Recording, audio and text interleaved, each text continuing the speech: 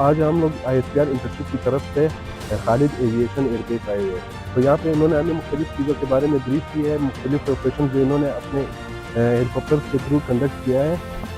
بنیادی مخصوص میں جیسے ہم نے دیکھا تھا کہ جس طرح سے ہماری ایئر فورس نے جوابی مقابلہ کیا تھا اور جس طرح سے جو ان کا رسپانس تھا اس سے تو ہمیں اور زیادہ کیورسٹی ہوگی کہ وہ بچپن میں ہم نے 65 کی جنگ میں ایئر فورس کا سنتے ہوئے جو ایک مائنڈ ڈیولپ ہوا تھا, پھر اس سے ہمیں اپنی لائف دیکھنا بنیادی مخصوص میں اور پھر آج ISPR کی طرف سے وزٹ کرنا ایک بہت خوبصورت ایکسپیرینس تھا. بہت ہی اچھے طریقے سے ہمیں بریف کیا گیا اور ہمیں یہاں پہ جتنی بھی آرمی کی ایویشن کی اکوپمنٹس ہے, کوبرا سے لے کر بیل اور سینا ہیلی کاپٹر جو رشین میڈ ہے وہ سب ہمیں دکھائے گئے. اور پاکستان زندہ باد. We came to know a lot about the aircrafts and flying cargos as well.